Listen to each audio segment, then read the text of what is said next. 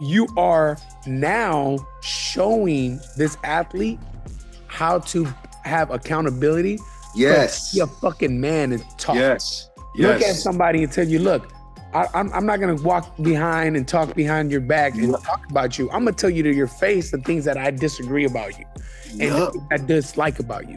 And you're Yup. making a fucking man versus Yes. a bitch that walks around and is trying to avoid situations. Does that make Yep. sense? And that's you spot on. You spot on because that's the biggest thing lacking in society today. The Yes. biggest thing lacking is the ability of accountability to be able to say something like Accountability. this, to say, Yep. hey, this is what it is. I don't like this, and this is why. And hey, I'm out. People hate that because now you can just do it on the DM. You can just do it Yep. on a message. You can just dislike their story. You know what I mean? Some Yep. petty ass bullshit. What it is, what it do, you tuned into the Jose Morales podcast. I'm your host, Jose Morales, and we're back in the ring. This time, we're doing a Zoom podcast. I'm going to be having Ali Benjamin from Benjamin's Boxing in San Ramon, California, in the Bay Area. This dude is bringing his story and his coaching philosophy, his always insight in business. And this guy, I can sincerely say he's a certified hustler. He does whatever it takes to make it happen. I love his testimony. I love his story, but I really love his reason behind coaching and why he loves coaching. So here's the episode. I hope you guys enjoy it. Here it is. All right, my guy, Ali Benjamin. Yeah. Thank you for coming on, brother, on the podcast. I'm excited to connect with you and really I'm excited to learn more about you, your upbringing, boxing, and talk boxing with you, brother. So thank you for being on. Happy to be here. Let's do this. And hey, beautiful gym too. I like those. I like the posters in the back, and I like the quote underneath your logo. It's not a UFC gym. Yep. Yep. I'm a boxing hardcore, man. I'm a That's boxing cool. hardcore. I know boxing, and that's all I know. And I try to preach that here at the gym. Yeah, it shows. It shows in your boxers. It shows in you. So I can definitely see that. Tell Thank me you. about you, man. So, where were you born? Where were you raised? Tell me Yeah. about you. Yeah, so I was born right in the Bay Area, Walnut Creek, California, and then I spent a little bit of time in Texas, outside of Dallas, when I was a youngster, and then I moved back over here to where my gym is at now, San Ramon. So most of my upbringing was in San Ramon, East Bay Area, a little about 10, 15 miles outside of Oakland in the suburbs, that's kind of where I grew up, and then when I got a little bit older, I moved to Los Angeles in my young 18 to like 20 sums. But my formative years were in the Bay Area. That's cool. What nationality are you? Where are your parents from? How many siblings Yeah. do you have? Yeah. So my dad's black, but by way of Trinidad and then by way of the UK.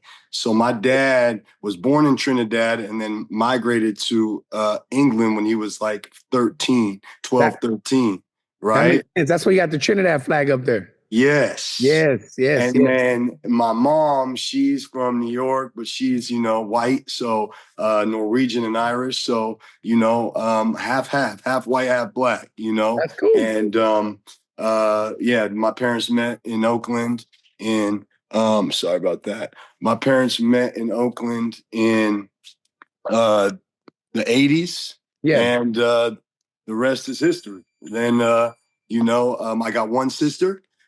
She's 18 months older than me. We look a lot alike, but we couldn't be more different. My sister's, a studious bookworm type, and I've always been the athletic, school was always a little tougher for me type, Yeah. And you're still athletic, man. I see you still hit the bag. You still train, so you look good, man. You're still getting it in. I need to. If I don't, it's that's my mental. That's my therapy. If I Yeah. don't train, I don't feel right, and I just it's what I need to. When you're stressed and you're living a busy lifestyle, you just need to have some time for you, and so that's what gives me that me time. Yeah. That makes sense. That makes sense. So at what age did you get into boxing, or how did boxing become, a part of your life, or how did you? What Yeah. happened? So Tell me about that.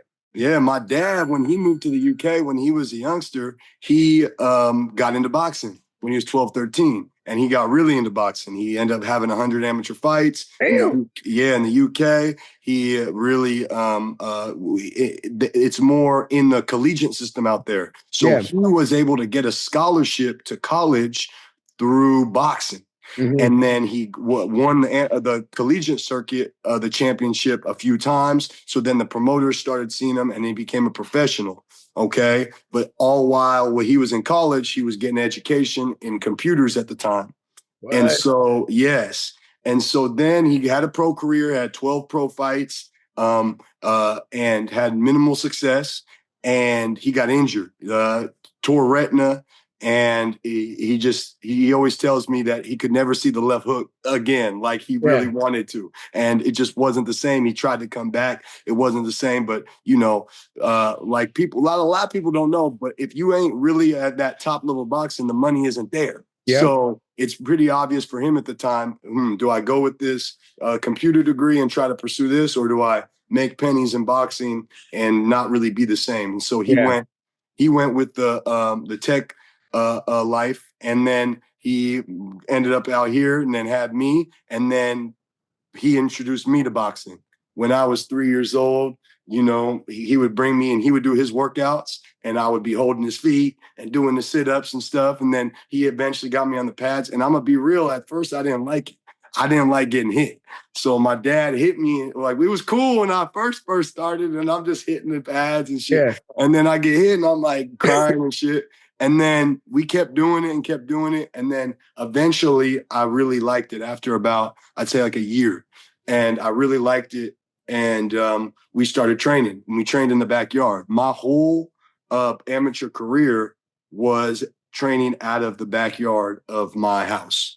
And we built a little something in the garage. What age did you compete at the first? From 8 years old until 16 years old. Okay. So I started right when I was 8.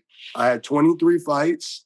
And I was a multi-sport athlete. So I would kind of box for some time in between sports. Yeah. During the off Boxing was season. always my love, but my dad really wanted to put me in all sports. He Yeah. wanted me to see everything. And so we would train, and then we would go to the football game, and then we would have a fight the next weekend, and then at the baseball game, Yeah. soccer game. So it was cool. But yeah, I always had that love and passion for boxing, and my dad loved it for me. But I think really, and after I've taught, he really wanted me to do other things. Like a lot of boxing dads, I feel like it goes one of two ways. Boxing dads either pushing their son to box so hard, Yeah. or they are like, nah, we know that the injuries and the sacrifice and the hardships that can come with it. And yeah. That's cool. That's a super cool story. So, how does your dad feel now that you're a coach and you do this full time? Like, how does he? What is his take on Well, that? yeah, I mean, he's ecstatic. And let me kind of continue on the last question you asked too. The reason why I stopped is because I started getting into trouble. Mm, I was one of those kids, man. Like, I was such a good kid up until middle school. And then I kind of got with the wrong crowd and got my mindset in the wrong place. And I started getting into, the streets and drugs and alcohol and all these things when I was around 14, 15. And I was just chasing money and just doing things that you shouldn't be doing at that age, at yeah. any age.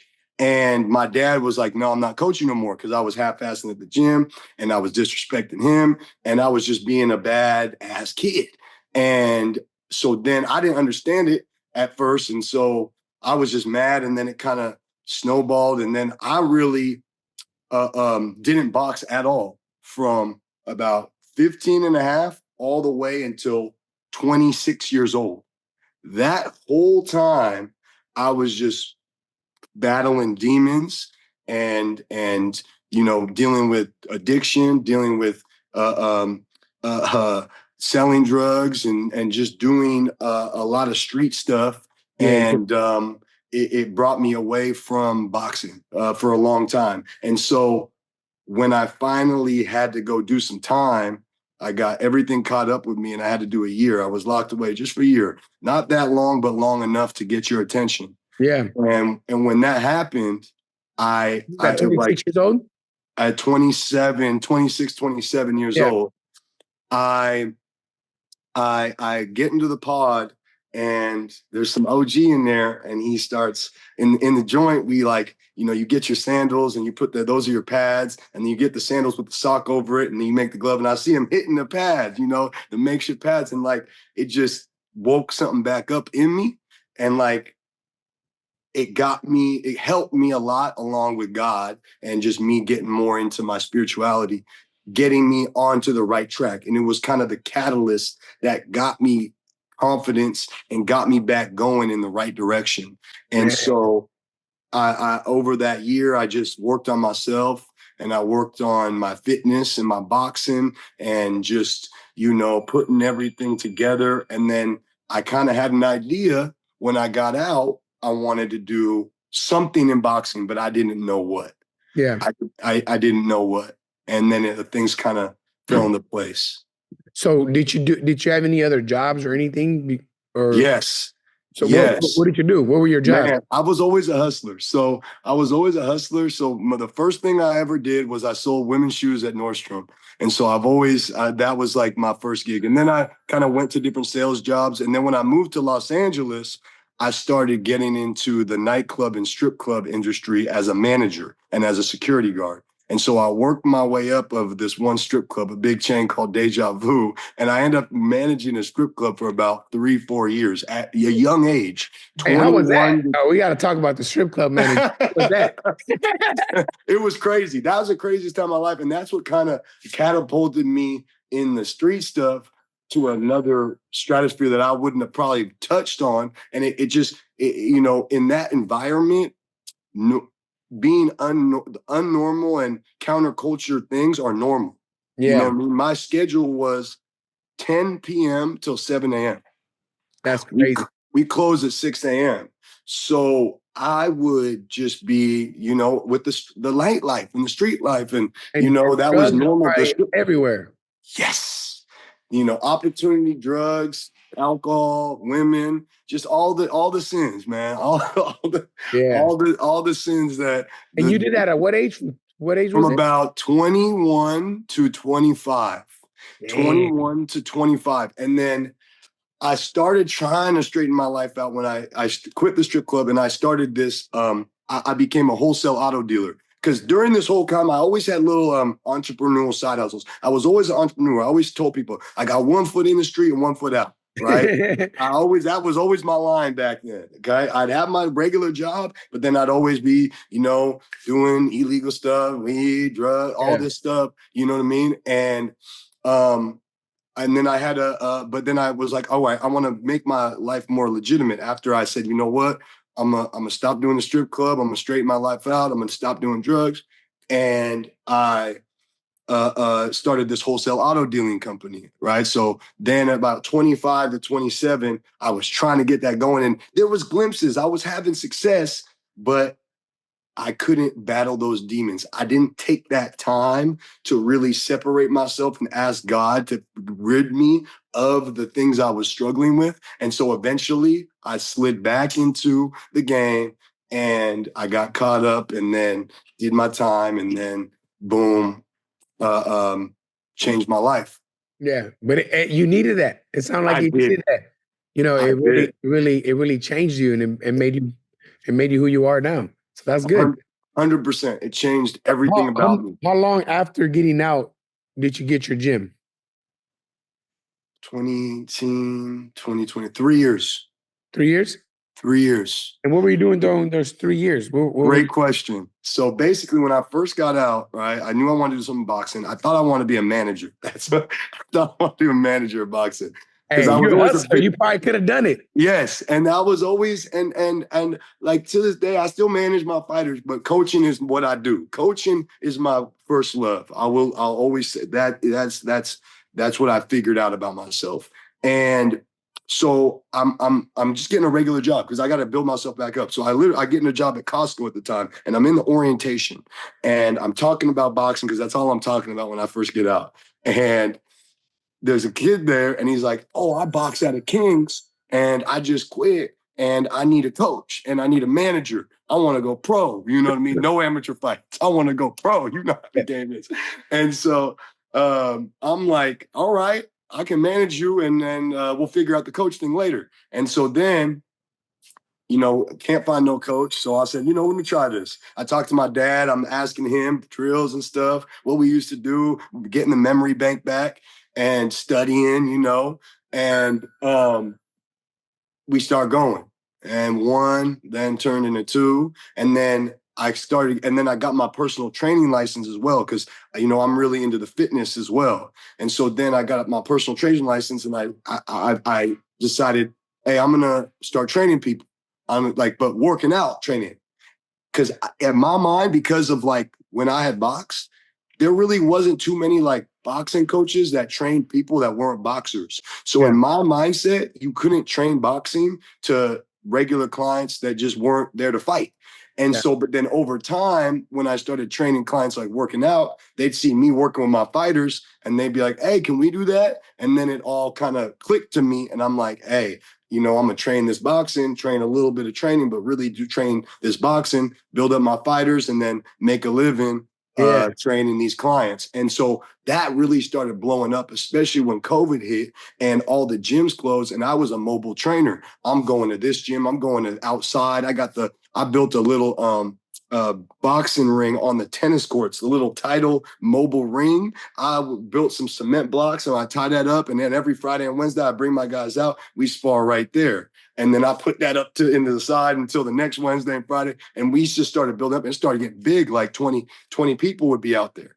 And then it came You're a together. certified hustler, bro. Yeah, that's what that's the one thing that I can always hang my hat on, is I know how to hustle, and I can make nothing into something. I always have been able to. I don't got the most talent, I don't got the most skill, but I know how to hustle, and I know Yo, how to you just hustle. work. And I like how everything came organically. Like Yes, boxing slowly on its own came back into your life. With that yes, guy from King's Gym at Costco, right? yes. Suddenly you're training this guy. Like boxing was constantly getting thrown back in your face It because was boxing is obvious. your calling. Yeah, it's your calling.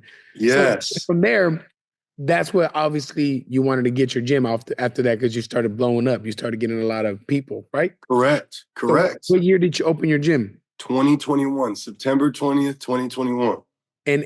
And what is your, when you open your gym and you're like, I'm gonna go into the boxing gym business, what was your motivation to do it? What was like in your inspiration? Like, I'm gonna have a gym and I want my gym to be this. What was it for you? It always has and always will be. I want a WBC champion. That was always my goal. Like, my goal is I just want You want the one. green belt. I want the green belt. Yeah. I want the And, green belt. and That's why the green always belt? I'm been. gonna ask you that. You got all these belts. Why the green one? Why the WBC? You know what? Just because as a kid, like, that's the one that always caught my attention, and Yeah. all the great ones had it. I'm named Ali. My dad named me after Muhammad Ali. Ali had the WBC belt. Like, I was brought up just knowing that that was the pinnacle of boxing. And so, to me, everything else is cool, but that's the one that really means you made it. You Yeah. made it. You made it. And you know what's crazy? Even for me as a kid, the green one, for some reason, is the one that stood out the most. Yeah. WBC belt. I don't know what it was, but I Yeah. feel on that. The It did. WBC belt, it seemed dope. So now that you're running, I see you're there. I think it's like your hours are like 5 a.m. to 10 p.m. Yep. You're there from 5 a.m. to 10 p.m. by yourself? Do you have other coaches? What is this? What is this that you're doing? Okay. That is a great question. In the very beginning, for the first 6 months, the answer is yes. I would get there at 5 a.m. and leave at 10 p.m. Okay. Then over time, I started getting a couple coaches, Yeah. and then now what we do now is I created like a key fob system for the gym, so now members can get there early, and I don't have to be. So my hours now, but to this day, are still 8 to 8. I'm at the gym from 8 to 8, sometimes 8 to 10 if it's sparring. 3 days a week, 8 to 10. The other days I'm there, and I take Saturdays off. But as you know, Competition. Saturdays we fight. Yeah. Most of the time have an amateur team, almost every weekend, if not every other, we fighting. Yeah. So, yeah. And so I have built up coaches over the years, and I kind of like to build things from the ground up, and I've I kind of feel you. let my fighters organically turn into coaches, the ones that don't, turn into fighters. You know what I mean? Bingo, baby, bingo. Hey, I think we have to talk about this because Yes. that is something that's huge in boxing gyms when you have a coach that needs help in bringing out people from the out. Nothing necessarily wrong with it, but it doesn't tend to work out because you have two different philosophies. You believe different things, you have different coaching trainings and techniques.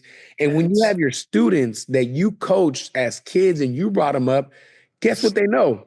Well, you Yes. taught them. They know Exactly. your program, they know what you want, they know what to do, and they know how to teach it, not only because they did it themselves, but it's something that they were been around. That's all they know. There's nothing else in them, and it's the best.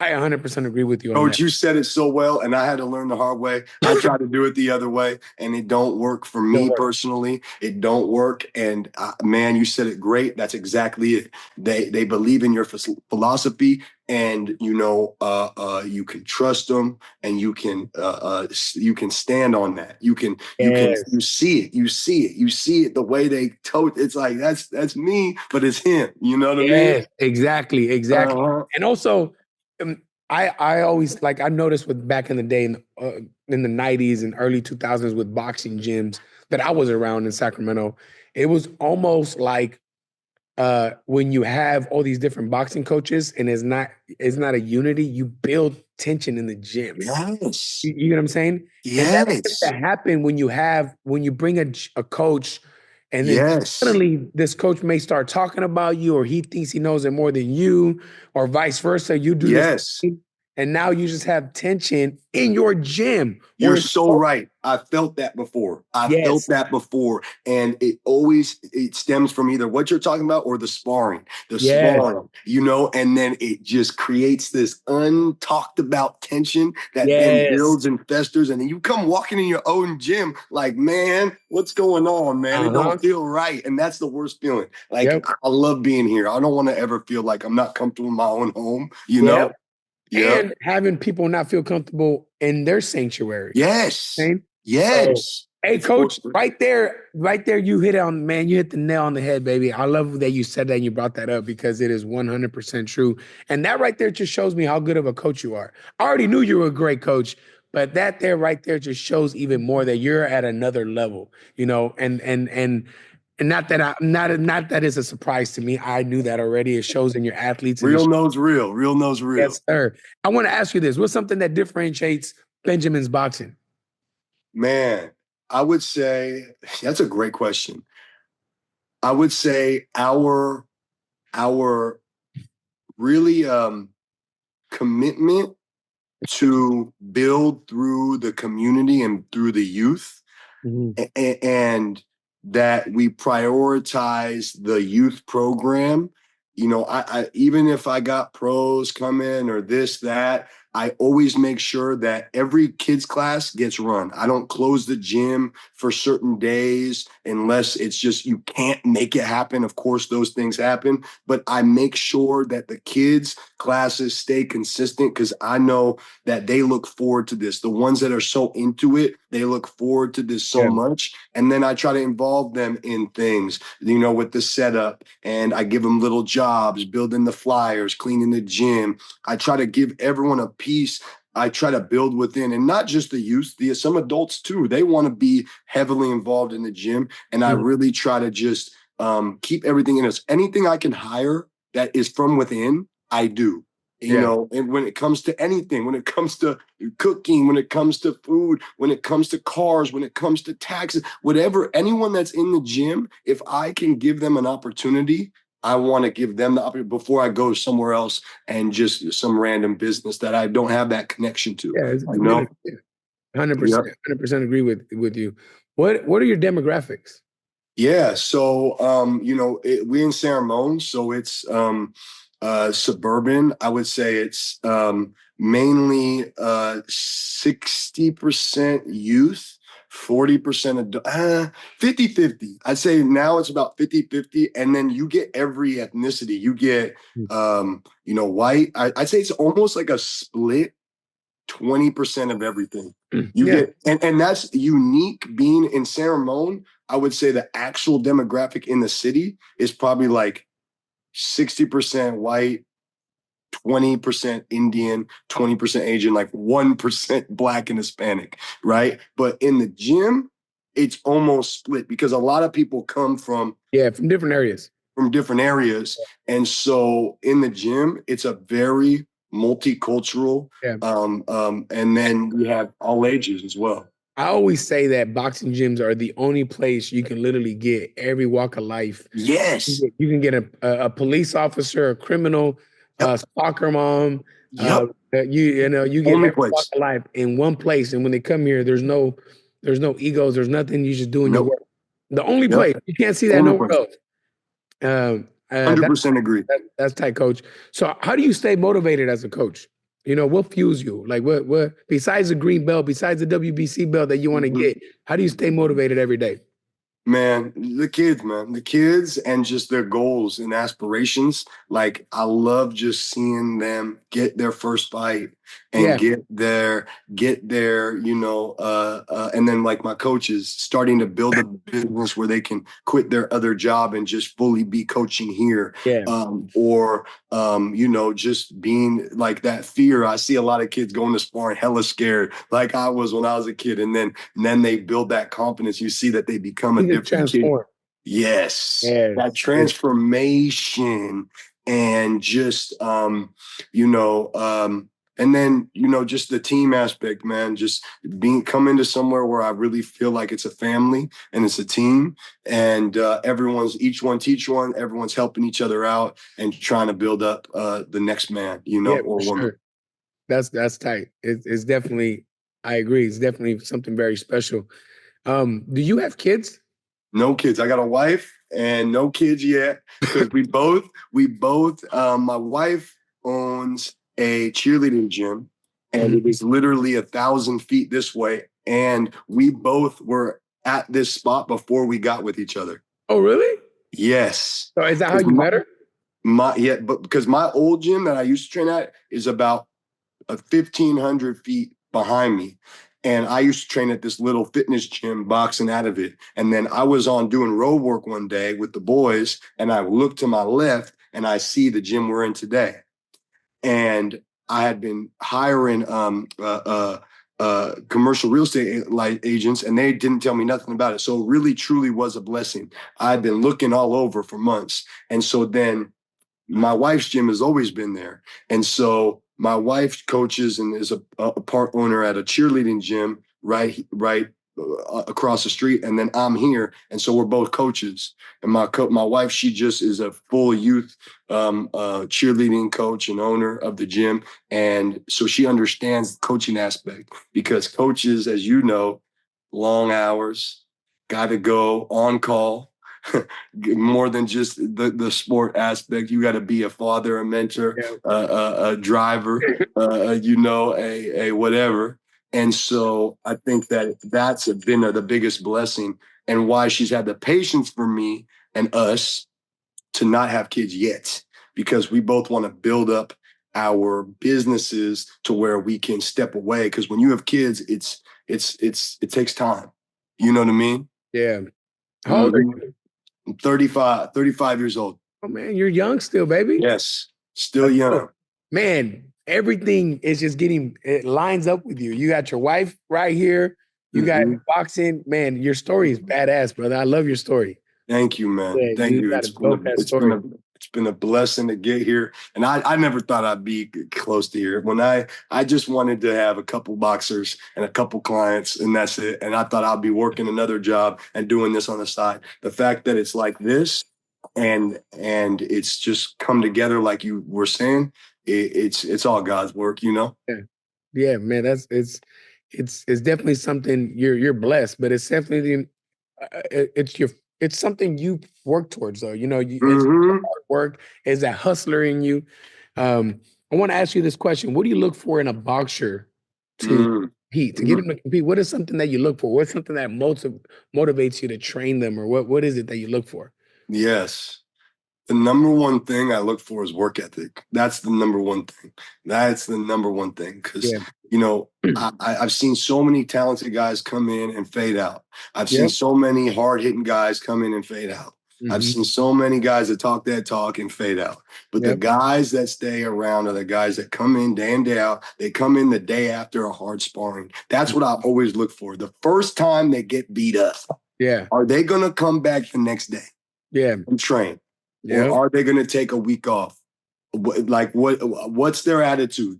Is their attitude I'm only a front runner, or Mm. can I come and be an underdog and be come back and work on my stuff? Yeah. So that those little things is always but it all stems back to hard work and the ability to be doing something that you're uncomfortable doing and being able to feel comfortable, you know? Very true. Very true. Yeah. I always think that too. Like you can teach somebody if they work hard, but you can't teach somebody to work hard, you know. No. Yeah, so you got it or you don't. Yeah. Um, how did you grow your Instagram following? Mm. So that was big for me because I'm not a social media guy. I had to turn into one when I got out and I started to learn it. And really, I just listened to the youngsters. That's the biggest thing that I did, that I just had like my little youngsters and they would just tell me, hey, coach, do this. Hey, do that. Right. So that was the first element. And then I invested money into hiring help because I didn't know it the best. So I Mhm. would have people make me videos. I'd have people help me with engagement. I'd have people help me with this, that, and to try to make videos go viral. And then eventually I got a little one. I got one to get 10,000. Then you get one to get 20, 30, half a mil. And so then as that started to happen, then the followers started to organically come Yeah, and it just built up. And then I saw the tool that majority of my clients were coming in from Instagram. So I just piled it on and kept going with it. mhm. And just one, That's two, something three. huge there. I mean, you said a few things that were good there, but one thing is that you hired people that knew what they were doing. And I Yes. think that's something as business owners, some tend to not do that because they're thinking of the expense versus thinking about what you're going to get out of investing that. And Yep. I'm a firm believer in I'd rather pay somebody that knows what the fuck they're doing than my ass trying to figure out what to do. Save Hell yes. time and then it's gonna get done right. So I'm a big believer in that. So that's huge, man. Yeah, because I see your Instagram's following is good. And it shows. I mean, look, you're doing everything the right way.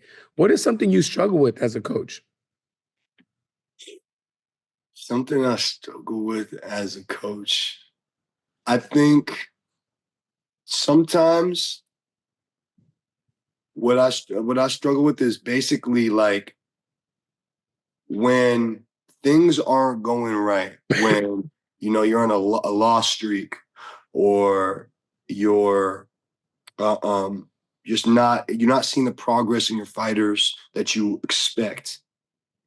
Trying to reinvent the wheel or go away from the game plan, thinking that you need to do something else when really you just need to iron out the details in what it is that you are already doing. And sometimes you get distracted and you see this or you see that, and you stray away from your philosophy in moments, and then it ends up backstepping you, Yeah, where really it's you just got to stick to that, and it's right because you feel it. You feel it, and you've seen the old school fighters and the great ones, the ones that are could be transplanted from one generation to the next and be an elite fighter. And that's kind of how I pull from a coaching aspect. The coaches, the Emmanuel Stewarts, the Cuscamados, there's many more, but those are the ones that I really love. And then the fighters, the Sugar Ray Robinsons, the Muhammad Ali's, the Andre Wards, the Tommy Hearns, Sugar Ray Leonards, these guys, Julio Cesar Chavez, Roberto Duran, you know what I mean? So many. Those type of guys, that's kind of how I pull, and I try to stay within that. But then sometimes you see something shiny on the outside and you think, oh, maybe this can. And from my experience, it doesn't help. Yeah. It doesn't help. And in the same breath, there are elements in the new school that you need to implement because of science and nutrition. I feel like, but I feel like a lot of the training, the old school, and just the fundamentals, basics. It needs to be your bread and butter. It needs to be 90% of your training, And it's hard because sometimes getting the boxer to believe in what you do, and why am I shadow boxing so much, or why am I doing this over and over? Some Yes. But this what separates the guys that are for real or not, because you get the ones that want to spar every time, want to hit mitts every time, want to do the fun stuff, but they don't want to do the boring stuff. Yep. But yeah, I know what you mean. Now, give me something that you struggle with as a business owner. You know what? The biggest thing I struggle with as a business owner is being able to manage my time efficiently and putting my time towards the things that I can be a most efficient at, and then delegating the rest. Yeah. Especially like in my gym and in my baby, like with certain things I know I'm not good at, it's easy for me to be like, go do that.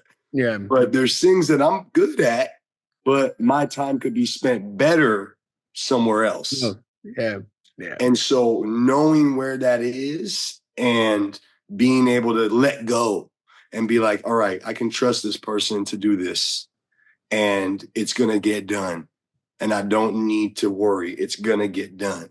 So that's something that like I'm always constantly like figuring out and tweaking and going back and forth with. Yeah, that makes sense.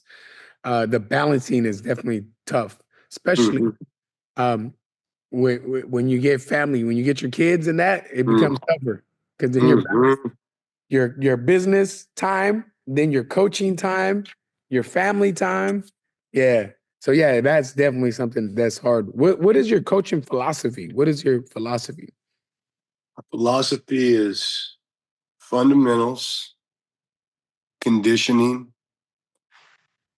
sparring, and then mental work, mental preparation, Yeah. mental training. What do you do for that? For mental training, mental preparation? What do you do? Film study mainly, and then reading, meditation, prayer, and then every person is different. That's the Yeah. thing. Mhm. Some people need more confidence. Some people need less. Yes. Some people need to build themselves up physically. Some need to mentally. And so then identifying that and making sure that then they're getting that work. But specifically mentally, I think that's the one that changes person to person a lot. Yeah. Every person's so different.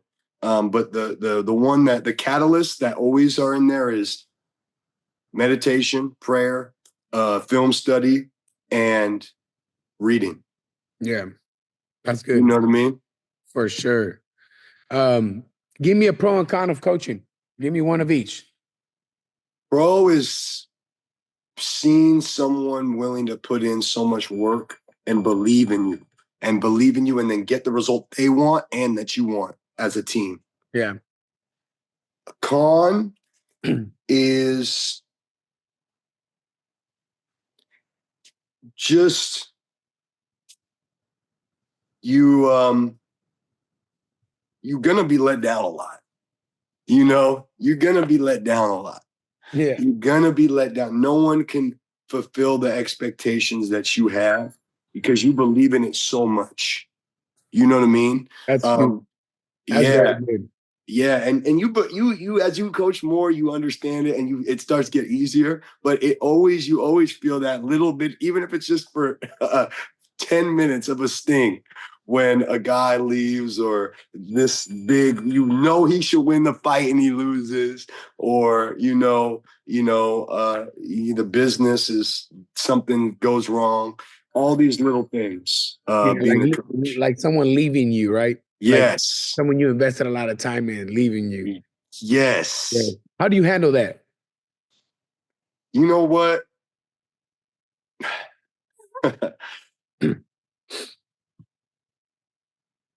I've gotten better at it, but really, I try to understand that in the beginning you have to set the expectation that I am doing all of this because I love it and it's for free. I'm not expecting nothing out of it. I don't expect anything back. You know, as you know, in boxing, or at least with me, every fighter's financial situation is different. So I will charge them according to that, you know? Um, and you have to know that you can't coach differently because someone's paying and someone's not. It's got to be from here. And if they leave, you can't you got to understand that there there's nothing you can do. They were going to make that decision regardless, and I just try to think, hey, it's sharpening me and getting me more ready for the one that's going to stay. Yeah. You know what I mean? Yeah, yeah, it's very true. Yeah. How do you handle other people from other gyms coming to your gym? So Mm. like a new fighter that wants to join. Yeah, or a person that's not necessarily a fighter. Give me both, a fighter and someone that's not a fighter. So basically, I make everyone start from the regular class, beginner class. Mm. And if you can't just go a few months or a few weeks, depending on the skill level that you have, maybe years, if you really are green. Mm-hmm. But even if you have fights, I'm gonna make you start because I need to see if you're willing to humble yourself. Yes. Yes. Are you willing to go with, soccer mom Susie and hit the bag for 2 weeks and knowing that you got 10 fights?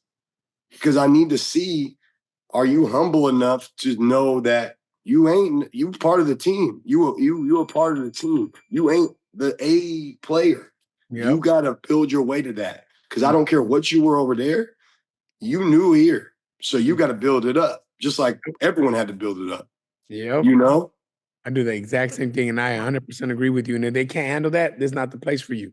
It's not the place for you. It's Of not the course. place for you. It's Yeah. not. You do you talk to the ex-coach at all, or do you have any conversation? I don't.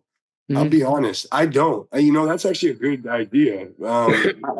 But That's something that I recently started implementing with myself, and I never did it before. But with me, I told myself two things: if I have someone coming from another gym and they were not fighters, they just trained at another gym, I'm not gonna hit up the gym. of course. But if this person competed with them, he was an actual fighter for them, had a book and competed for this gym. Yeah.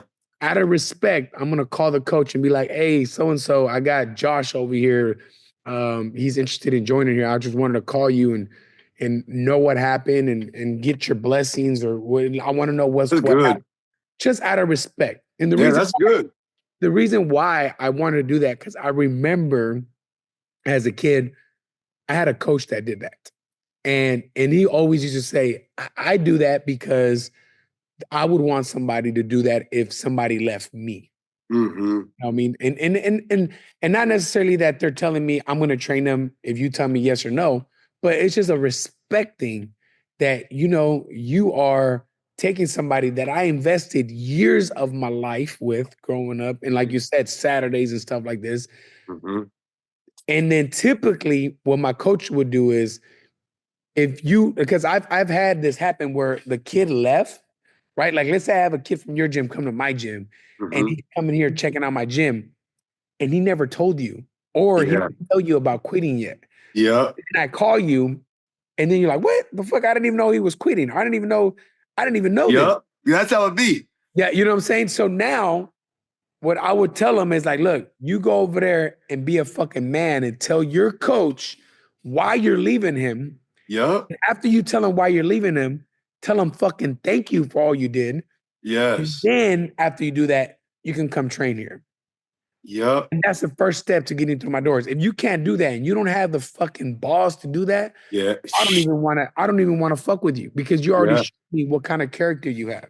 Yeah. No, that's real talk. That's Yeah. actually a great. I might implement that. And I think, and to be real, I think that's good just to, as coaches, it's just Yeah, because we respecting ain't fighting other against coaches. each other, man. We gotta be Yeah. with each other. We And gotta and be. then the big thing too is you are now showing this athlete how to have accountability, but be a Yes. fucking man and talk. Yes. Look at Yes. somebody and tell you, look, I'm not gonna walk behind and talk behind your back and Yep. talk about you. I'm gonna tell you to your face the things that I disagree about you and the Yep. things I dislike about you. And you're Yep. making a fucking man versus Yes. a bitch that walks around and is trying to avoid situations. Does that make Yep. sense? And that's you spot on. You spot on because that's the biggest thing lacking in society today. The Yes. biggest thing lacking is the ability of accountability to be able to say something to Accountability. others, to say, Yep. hey, this is what it is. I don't like this, and this is why. And hey, I'm out. People hate that because now you can just do it on a DM, you can just do it Yep. on a message, you can just dislike their story. You know what I mean? Some Yep. petty ass bullshit. You gotta be on some real shit in this boxing because if you don't got the balls to tell your coach you definitely ain't got the balls to get up off the canvas in the fucking eighth Yes. round and Yes. fucking dig some shit out. Come And on, then man.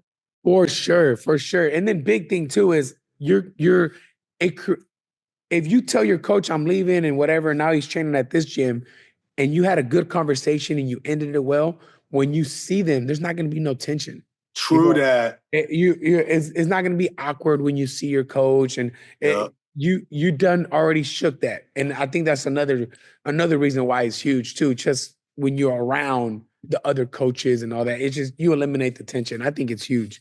yeah. I love Um, that. I love that, coach. That's uh, fire. Hey, share one of your memorable coaching experiences. Share one with me that was really, really memorable to you that stands out. This one, my first national title with my fighter, Lightning Lila. She is a beast. Um, 11, was she 11, 10? Yeah, And it was her first national ever at the Silver Gloves in Independence. yeah. And she had to In fight two Missouri, right? times. Missouri, Yeah, Independence, yeah, Missouri. I knew she was good, I knew she was good, but being good in your town and in your state is a lot different than being good in the nation. yep, And so, and she had only been competing maybe for like 4 months. And we go out there and she gets a draw and she's got to fight both days. Girls, they don't usually fight as much. Not going to fight 5 times, very rarely. But two's, a lot of times it's one. So we got the first one done, relatively clear. But then we got into that final and it was a former champion. And she just showed her dog. She won the first, lost the second, and then had to pull it out to win the third. And I yep, just remember that look on her face and just that belief, like that boosts their belief in themselves. And then it boosts your belief in yourself as a coach and you a new coach that, hey, what I'm doing, it's working. yeah, It's working. It's working. And just that feeling, it was just so elated. And it gave me that same feeling that I was chasing when I was out in the street so long, doing all the nonsense. You yeah, know what I mean? It gave me that same feeling, but better because it was everlasting and it was wholesome and it was, not selfish because yeah. that was the biggest thing. That's badass. Hell yeah, I can relate to that 100%. That Yeah. that Do you first know match. yours? Do you know yours? I have multiple ones, but I'm gonna share my very first uh national champion was with a 35-year-old um girl that started Wow. boxing for fun, hair fitness. This girl didn't, no one took her serious. She didn't even have the confidence to believe in herself to do something like Damn. that. And I took her to the elite, not Mm, elite at national championships in December with five mm. fights. She had 5 fights, and she went up against girls that were open, uh, 50 fights, 80 fights, Yes. da da da da. And she fought 4 times, 4 times, Damn. yeah, and won. First one, first fight, she fought a tall girl, lost the first round, but then she dogged her round 2 and 3, won the fight. And then the next fight, she fought the number 1 seed girl, beat her ass. I think that helped her confidence like crazy. Force. And then the third fight, she fought a girl that was really good from Vegas, really good technical sound. Tough first round. Round two was close, but she pulled through, and then round three she dominated, and she got that one. And then she went to the final fight. Tough fight, and but she dogged this girl. This is a beast, and we won. Uh, to me, that would always be something very special. It don't matter what happens because it was the very first one, and at the time too, um, it was just everyone was telling me that I was crazy for taking her to compete. Force. You know, she's Of course they 35. were. Why am I taking this 35-year-old to compete against 18-year-olds? She's never done nationals, blah, blah, blah, blah. I Of was course. I was hearing it all. I And know you were. to be able to go there, win nationals, and get her a spot on Team USA, get her ranked number 1 in the country after doing that, it was memorable. Man, that sounds fire. That sounds Yeah. fire. That's an underdog story right Yeah, there. for sure. It was Uh, crazy, man. It was a great nationals. My other boxer that I took did great too. wow. It was badass. It was for sure memorable. And Fire. forget. I see that you do shows. I know we're about to be in your show here in a couple weeks, but Uh, also saw that you're getting into promoting professional. Tell yes. me about that. What's what what got you into that? What made you want to do it? Tell me. So I'm gonna tell you, I know you're a hustler now, so I know that yes. got to do with it. No, yes, yes. But I'm gonna tell you this is it. Um, I never wanted to be a promoter. And I'm a matchmaker now. And I have a promoter that handles the financial aspect and the business aspect and the back end stuff. I'm kind of the boxing guy that puts the event together. Mm. I'm putting knowing everything and putting it all together. And basically what I've seen with my pros that I've been starting up and coaching and helping, it's hard to get fights. It's hard to get fights. It really is hard to get fights. Yeah. And unless you're willing to go down to South, which is fine. But I Okay. want to, yes, and, and pay. And so I really want to have an outlet for my fighters as more of my amateurs are getting ready to turn pro to be able to get them in a position where they can have local fights Yeah. and give them an opportunity to where I have a little bit of say on, hey, let's do this, let's do that. And yes, it's a lot of work. It's a headache. Professional boxing on the low level is more of a headache than it is a financial compensation. Don't get into Yeah. the boxing promoting if you want to get rich. Get into it if you love boxing. You Yeah. know what I mean? Yeah, And because it's so, yeah, definitely a headache for sure. it is a headache, worse than the amateur for sure. Hmm. Um, and so I've wanted to do that for some time. And then finally the right person came with the financial backing and the want to do it. Hmm. And we are building it up and we're learning on the job. This is going to be our first show. It's on May 24th. It's right in our neck of the woods at the Pleasanton Fairgrounds. We're going to have 3,000 people out there, 10 pro fights, all local fighters for the most part. And yeah, it's gonna be a dope show. And thank you for having us. I actually have one professional boxer on the card. Yes. We will be on the card also. It's gonna be a firefight. Yeah, it will. It will be. So yeah, thank you for having us. Of course. I wish nothing but success for you in your new venture with the Thank you. professional side. I know you're gonna do great. Not because you know your shit, but because you're a certified hustler, baby, and you're gonna make shit happen. That's why. Gotta make it Uh, happen, man. I'm gonna hey, make I it want to happen. ask you this too. I got another. What do you think of this? Now that we're talking about professional boxing and all this, what do you think about this whole TKO Dana White turkey thing? So, man, I'm all about giving fighters opportunity, right? I'm all Yeah, about giving fighters opportunity. And the thing that came out yesterday, I seen the little purses and all that. yeah, when And they're getting paid. and I just know guys are fighting way lesser opponents and getting paid a lot more at PBC, the Zone, and even with Turkey and his other stuff in Saudi. And so I think it's a good platform if you don't have other opportunity. Yeah, That's what I think that is, or if you're like a prospect with like 5 fights for those type of payment. But a guy that's really going for a title, yeah. why is he going to go for a title with Shaw for 750 when he can go for double that Hmm. and get a real title that has history behind it and has, everything. Yeah, it's I think they're return. just trying to make it UFC boxing, Yeah, UFC boxing.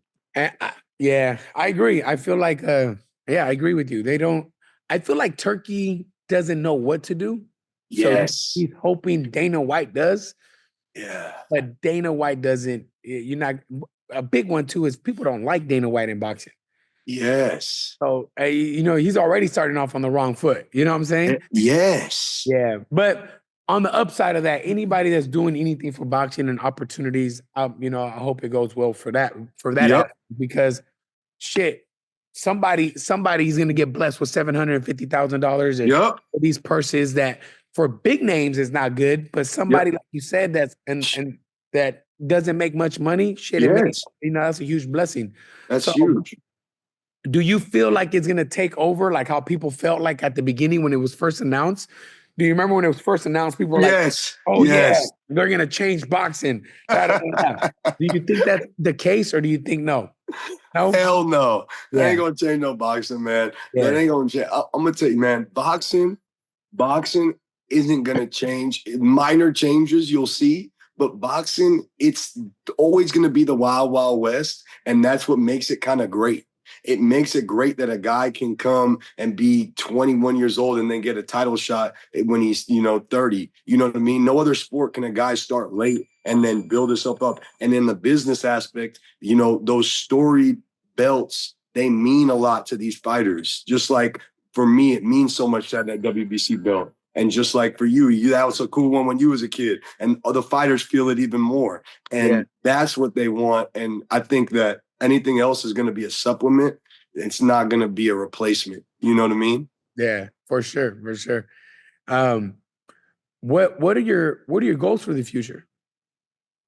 Man, I definitely one of my goals in the I'd say next 5 years is to have a second location for a gym, Yeah. and that's something I've gone back and forth with many times. But I do want that, and I think how I'm going to implement that, that's things I'm still figuring out for sure. But I just want to give more opportunity and get into another market, not too far, but far enough to where I can pull more different customers and create more fighters. And then just going in with this promotions, this elite underdog promotions, and really trying to create opportunity for local fighters. I'm not trying to be the next Eddie Hearn or anything like that, but I'm just trying to give an opportunity for guys that don't have opportunity. Be And real. yeah, The demand is there from Northern Cali, man. Northern Cali doesn't yes, have that much promoters. Yes, So that's the thing. That's the thing. And there's a lot of fighters coming up. There's a lot, and I'm tapped into the community. A lot of these amateurs that are turning pro. We're at these tournaments, and a lot of the guys that already turned pro. I got the relationships through sparring, through fights, through yeah, everything. And so it's like I want to give these guys opportunity, and I want to build these up. And our goal is to start making more 50-50 fights, even at the prospect level. yeah, So that's what we're really working on doing and putting together, so that then the fans get what they want, the fighters really challenge themselves, and everything gets put together. yeah, for sure, for sure. Uh, what are your hobbies? You got any hobbies? Things you like to do for fun? Yeah, no, I'd say hooping, playing basketball. Okay, That's definitely one. That's definitely one. We're doing a little charity tournament in like 2 weeks with the other little bodybuilding gym and that's another little tight. fitness gym. Yeah, so we do that, and so I'm getting That's the dope. team ready. If boxers can't play basketball for shit, but Yeah. we Hey, we try to put it together. but we get out there. It don't matter. We get out there. We get out there, and So we got cardio. We got I'm, a, cardio I'm though. assuming you're a Warrior fan. See, that's where we split though. Oh That's no. my 10 years in LA. Oh, you probably a Kings fan. I went Lakers. I went Kings fan, Lakers. baby. I love the Yep. Kings. And I hate Yep. the fucking Lakers. And you hate the Lakers. Yeah, I know you do. No, Every man, the Kings fan Lakers, should. yeah, the Lakers, man, they were always our nemesis, man. And they always Bro, fucking crushed our dreams. It was Kobe. And it was the refs. You see the refs know. hey. Now being unbiased, 10, 20 years later, it was the refs. No, it was. It was the refs. It was the refs. He went to prison for gambling on it. Yes. Yes. Yeah, It was so the refs. so realistically, we should be the 2002 champions. Oh, here you go. But Here you because the go. reps, I mean, how do you not take that from them when the rep it was obvious and he went to Yeah, prison for it. Anyway, yeah, we're gonna yeah. start an argument. Hey, so tell me, I'm gonna start asking you random questions. Tell me Yeah. something about you not many people know. Probably that I used to manage a strip club. Okay, that was a good, interesting fact that we learned. Uh, Yeah. what kind of food do you like? What's your spots? I'm healthy. I'm a health nut. So I like healthy. Like I mess with this place, True Food Kitchen. I mess with like Mendocino Farms. Oh yeah, I'm man. super healthy. I just transferred. I'm new reformed. Like 6 months ago, I really changed and I lost a lot of weight and got real healthy with the food. I always was healthy with the working out, but and then I cook a lot of my own food. My favorite type of food though is Trinidadian food, where my dad's from. What's that food like? I never had Trinidad. It's like Jamaican food, but a little bit Oh, more curried and less like jerky. And it's like a lot of rice, a lot of chicken with a lot of good flavor, and then plantains and potatoes and vegetables. You know what Is I mean? there any restaurant that we can go try that at? Yeah, you know what? I don't really go to them, but there's one in Palo Alto that I forget the name, and there's a new one in Walnut Creek. I wish I could do better than that, but I'm like one of them ones like if it ain't from the house, so my mom, she knows how to cook it well. Yeah, And so that's kind of how I'm rocking with it. and that makes sense. You know? Great.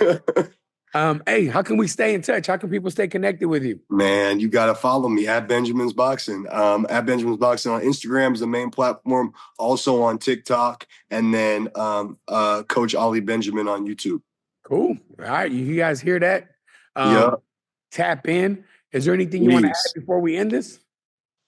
Man, boxing is the best thing that you can do to if you are a type of person that needs something to fully put your life in and your mind and spirit, because it changed my life not once but twice.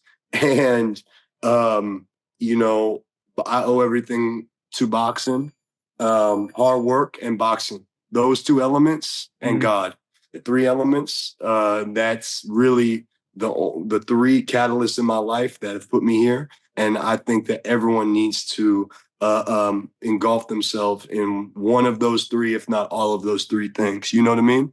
For sure. Hell Mm-hmm. yeah. Mm-hmm. Hey, brother, well, thank you so much for coming on, brother. I'll tap in with you. I'll see you at your amateur show, and I'll see you. Yes, you will. Thank you, brother. Man, no, thank you. Appreciate you. And there it is, Ali Benjamin from Benjamin's Boxing. I hope you guys enjoyed that episode. A lot of great stuff. And if you did enjoy it, or you know somebody that will enjoy it, share it, like it, leave a review. I need more reviews, so please post a review. Let me know what you think. And I'll see you on the next one in a couple weeks. I'm out.